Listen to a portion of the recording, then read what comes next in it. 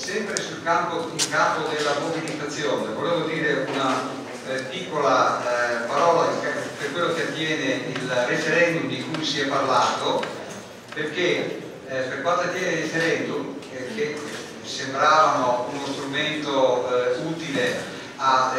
semplificare la raccolta di consensi da parte della cittadinanza, il referendum ci è stato spiegato dall'ufficio legale della regione che può essere attivato nelle forme da noi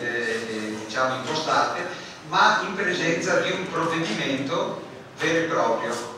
Quindi finché non c'è un provvedimento, che sia di norma, che sia di legge, che sia una delibera della regione o qualcosa del genere, dobbiamo aspettare. Quindi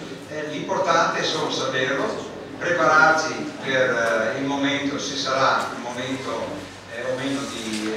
tentare di utilizzare questo strumento, e soprattutto da ultimo vorrei sottolineare un aspetto che a me sta a cuore, perché io non sono pessimista di carattere, io sono soltanto, cerco di essere realista, per cui tutte le volte che sento parlare in termini di rassicurazione io subito stringo un po' i freni, perché quando sento parlare ma tanto poi le faremo,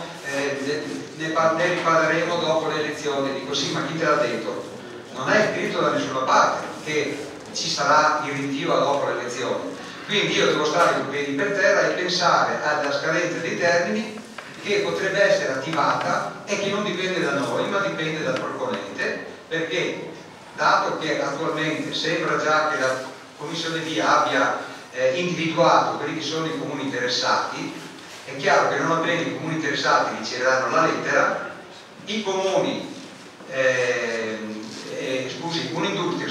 un'industria ha il pallino nelle sue mani, cioè può prendere l'iniziativa, che vuol dire mandare ancora una volta avviso con i progetti definitivi ultimi ai comuni interessati, fare la pubblicazione su 2 giornali a livello regionale e da lì scattano i 60 giorni per le osservazioni.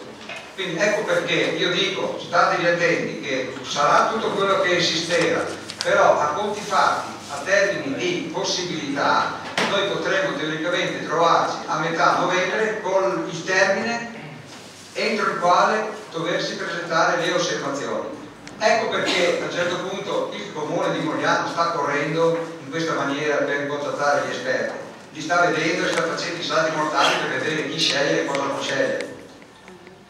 Quindi questo va tenuto presente. Dopodiché sarà, se tutto va bene, se lo faranno fra 3 anni, andrà tutto bene, ma questa è la minaccia e noi dobbiamo tenere presente, quando si fa la partita con qualcuno dobbiamo dargli sempre per buona la partita giusta, la mossa giusta, perché se consideriamo che sbaglia le mosse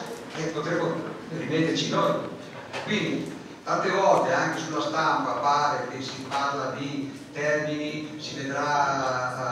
a primavera, va tutto bene, ma va male perché quando queste notizie, queste indicazioni vanno a rassicurare, perché queste rassicurazioni vanno a inficiare la motivazione per fare informazioni, per fare mobilitazione, per tenerci pronti. E quindi io mi permetto sempre di stringere alla realtà questi dati.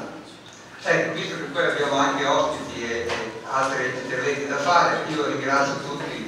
di avermi ascoltato e passo la parola a chi tocca. Grazie Massimo per queste informazioni complete.